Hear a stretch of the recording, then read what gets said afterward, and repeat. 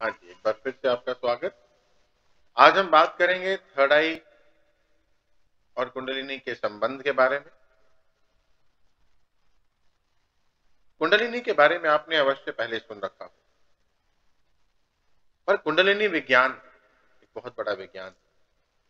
आध्यात्म में पहली बात तो कुंडलिनी को लेकर के आजकल बहुत सारे, मैं कहूंगा, दुकानें खुल गई हैं, जहां पे ये कहा जाता है कि एक दिन में कुंडलिनी एक्टिवेट कराएं, जागृत कराएं, एक हफ्ते में कुंडलिनी जागरण। तो ऐसे तरह के कैफे खुल गए हैं, दुकानें खुल गई हैं। तो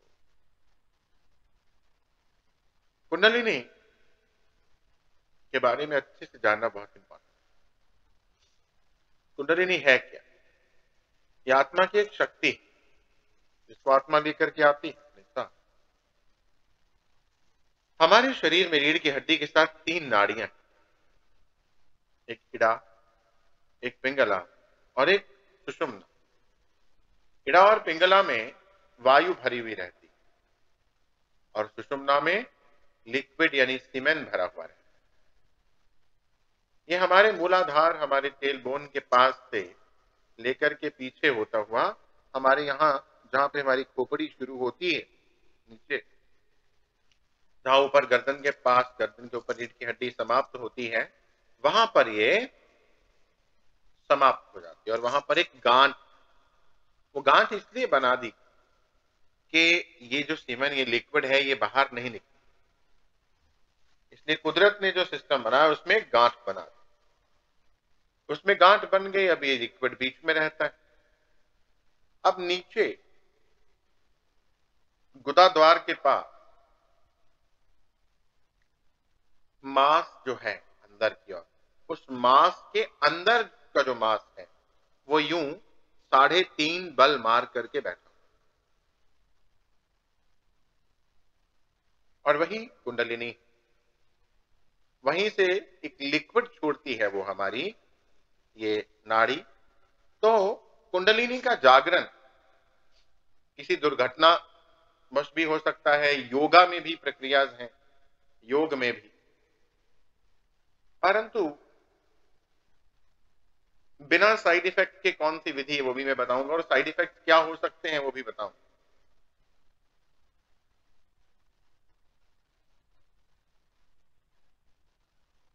यदि हम किसी के पास जाते हैं, उसको बोलते हैं कि हाँ, एक ही दिन में ऐसी गुरुदेव कृपा कर दीजिए, मेरे हाथ रखिए, आंखों से शक्ति दीजिए, मेरी कुंडलिनी जगा दीजिए,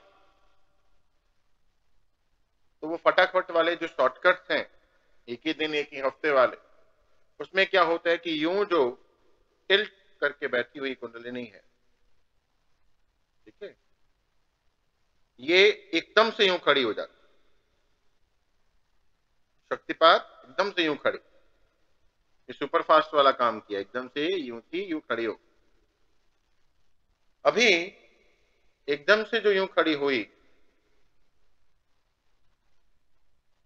तो उसमें क्या होगा, क्योंकि बाकी का, अब जहां पे ये जहां से खड़ी हुई है, वो इधर भी और दूसरी तरफ भी खाली जगह बच गई।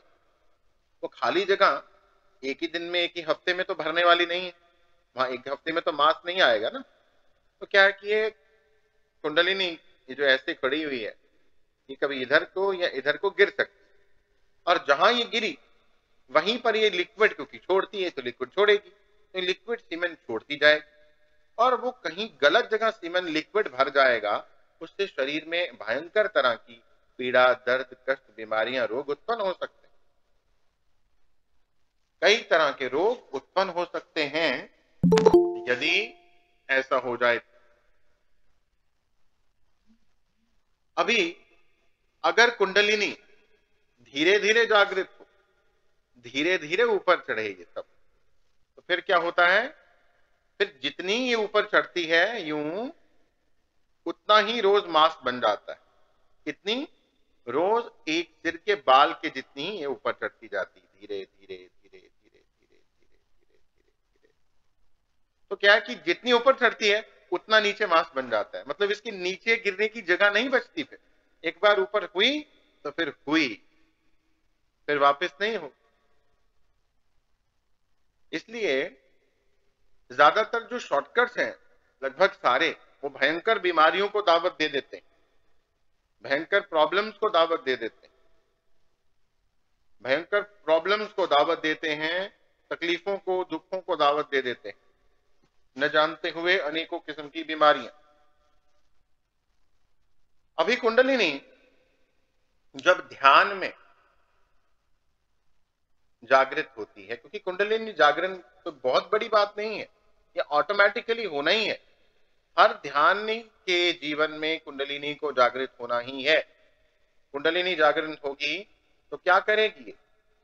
कुंडलिनी जागृत जब होती है तो ये धीरे धीरे धीरे धीरे धीरे धीरे धीरे धीरे धीरे धीरे हर ध्यान पद्धति का, हर ध्यान का मतलब पहला मकसद जो होता है वो कुंडलिनी को जागृत करना हो। यूं जागृत हुई इस सुषुम्ना के बिल्कुल सेध में आ जाती। सुषुम्ना में ऑलरेडी सीमेन है, लिक्विड भरा हुआ है, अब ये भी लिक्विड छोड़ती है। वो ऑलरेडी भरी हुई है सुषुम्ना, ये भी सीमेन लिक्विड छोड़ रही है। अब लिक्विड छोड़ेगी तो क्या होगा? लिक्विड के दबाव से ऊपर जो यहां पे गांठ है वो गांठ खुल जाएगी, वो गांठ खुल जाएगी और ये लिक्विड होता होता ऊपर से हमारी स्कल्प, हमारी खोपड़ी के नीचे से होता हुआ यहां पर आ जाए।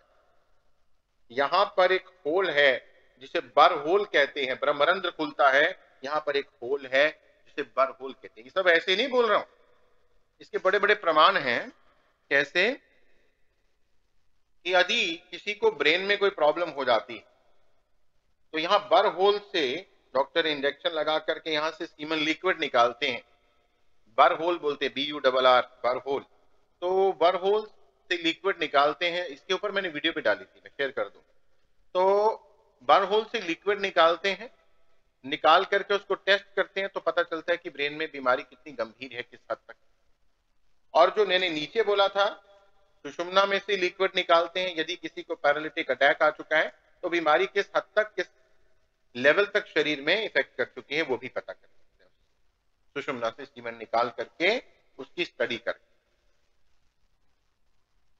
अभी ये यहां तक जब आ जाता है तो इसके बाद में ये लेफ्ट साइड से होता हुआ आंख के नीचे से यहां गले में आ जाता है। कुंडलिनी जागरण के बाद ये सब हुआ, यहां आंख के नीचे लेफ्ट साइड से बाएं तरफ से यहां पे आ गया गले में, और गले से ये टिप टिप हमारी नाभि में, क्योंकि नाभि में ऑलरेडी क्या है? पानी, लिक्विड। तो नाभि के लिक्विड के अंदर ये tip tip tip tip tip tip tip बरसता रहता है। कबीर जी ने अपनी उलट बासियों में भी इसके बारे में जिक्र किया है, बरसे कंबल भीगे पानी। उलट बासी है, बरसे पानी नहीं, बरसे कंबल भीगे पानी। ये कंबल जैसा सूखा हुआ लगता है बाहर से, ये कंबल बरस रहा है और नीचे पानी है वो भीग रहा है। तो कबीर जी की उलट बासियों को समझना थोड़ा मजेदार रहता है। तो बरसे कंबल भीगे पानी, तो पानी जो नीचे है वो भीग रहा है, टिप टिप टिप। अब आप तालाब में कंकर मारोगे तो आवाज आएगी ना, ऐसे यहां पे जो पानी गिरता है उससे आवाज, ध्वनि पैदा होती है, और उसी को अनहद नाद बोलते हैं। अनहद नाद यानी बिना बजाए हुए बजने वाला नाद, या अनाहत बोलते हैं। आहत मीन्स बजाना, शोर करना, और अनाहत मीन्स बिना शोर किए हुए बजने वाला नाद। तो बिना किसी इंस्ट्रूमेंट के उत्पन्न होने वाली ध्वनि। तो यहां पर अनाहत नाद, अनहद नाद होता है, अनहद नाद बज रहा है अंदर। अब यहां पर इसके बाद ये हमारे इंटेस्टाइन से होती हुई, हमारी छोटी आंत बड़ी आंत से होती हुई, ये वापस हमारे मूलाधार में जाकर के मिल जाती। जहां से निकली वहीं से मिली, तो वहां पर एक बॉडी में एक सर्कल कंप्लीट हो जाता, एक सर्कल कंप्लीट होता है। ये सर्कल कंप्लीट होता है जैसे पवन चक्की घूमती है, वायु चक्की घूमती है, जल चक्की घूमती है, तो क्या पैदा होता है? ऊर्जा। तो जब ये घूमती हमारी बॉडी में, रोटेट करता है, साइकिल शुरू हो गया, पीछे से आगे, आगे से यहां होते हुए फिर से लगातार चल रहा है ये कार्यक्रम। तो ये कॉस्मिक एनर्जी, ब्रह्म एनर्जी को पैदा करती, कॉस्मिक एनर्जी को पैदा करती। ये कॉस्मिक एनर्जी किसको चाहिए? आत्मा को चाहिए। किस लिए चाहिए? ट्रैवल करने के लिए। आत्मा जो ये बोलते हो ना, वहां गए, उस लोक में गए, बड़े मैसेजेस आए। आत्मा को कौन सी चीज चला रही है? यही कॉस्मिक एनर्जी। आपके फोन की बैटरी कैसे चार्ज करते हो? बिजली से। आपकी आत्मा को बैटरी कहां से चार्ज होगी? Cosmic energy. वो कैसे बनेगी? ऐसे बनेगी। हर ध्यान के सेशन में कुंडलिनी ऊपर जाएगी। पहले एक बार जब कुंडलिनी ऊपर आ गई 2-4 साल में, तो फिर सुषुम्ना में फिर ये कार्यक्रम शुरू होता है। फिर ये कार्यक्रम शुरू होता है जो मैं आपको बता रहा हूं। अब बॉडी के ऊपर डिपेंड करता है, किसी की 6 महीने में होती है, किसी की 100 में, किसी के 2 साल में, किसी के 3 साल। शरीर कितनी देर में तैयार है। उसके बाद क्या होता है? विरेचन, प्रवेशन। विरेचन, मानसिक विरेचन, कि शरीर में जितना भी गंद, कूड़ा, करकट भर के रखा था वो साफ होता है। फिजिकल विरेचन, डिटॉक्सिफिकेशन। और मानसिक विरेचन यानी मन में कितने विचार भरे हुए। लोग बोलते हैं ना, बड़े विचार आ रहे, बड़ा मन बेचैन है, बड़ा ऐसे हो रहा है, बहुत ऐसे हो रहा है। तो यहां पे आप मान के चलो कि ये स्क्रीन है, इस स्क्रीन पर फिल्म चल रही है, देखते जाओ, देखते जाओ। वो विरेचन, वो सफाई है। अब आपकी मर्जी है, पुराना वाला तो साफ कर देगा ये सब प्रोसेस। अब नया आपने कितना भरना है वो आपकी मर्जी। अगर आपने नया भरते ही जाना है तो भरते जाओ, साफ करते जाओ, भरते जाओ, साफ करते जाओ। और यदि नया बंद कर दोगे भरना, कम कर दोगे, तो फिर आप शून्यता में जाओगे। असल पर्पस शून्यता में जाना ही है। और शून्यता में नहीं जा रहे तो मीन्स आप नया भरते जा रहे हैं, या ध्यान नहीं कर रहे, क्लीनिंग नहीं हो रही, या नया बहुत भर रहे। होना चाहिए क्लीनिंग करते जाइए और नया ना भरिए, ये कम भरिए। एक ही विचार के अनेकों बनाना बड़ा आसान है, क्योंकि इसकी तो प्रैक्टिस। बस वही नहीं करना, ध्यान ज्यादा करना और शून्यता में जाना। ये वाला विचार यदि आपके मन में आता है ना कि आज कोई विचार नहीं आना चाहिए, तो ये भी एक विचार है। फिर तो आपने विचार पहले ही बना लिया बैठने से, ये भी नहीं बनाना, बस बैठ जाओ। यदि आता है तो स्क्रीन पर देखते जाओ कि वो सफाई, जो स्क्रीन पर आएगा वो निकल जाएगा, जो आएगा निकल जाएगा, आएगा निकल जाएगा।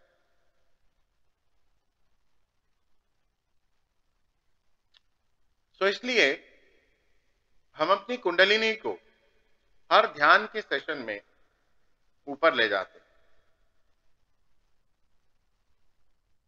ये इसमें कल्पना शक्ति भी बहुत बड़ा रोल अदा करती है।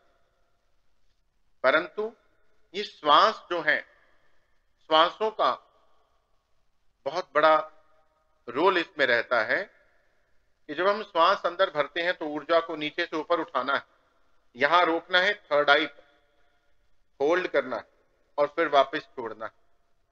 हम इस ध्यान को किस प्रकार करेंगे? हम एक मंत्र लेंगे, कोई भी 2 शब्द का मंत्र, मान लीजिए बहुत बेहतरीन मंत्र है सोहम, तो हम सोहम के साथ ये प्रयोग करें। सोहम।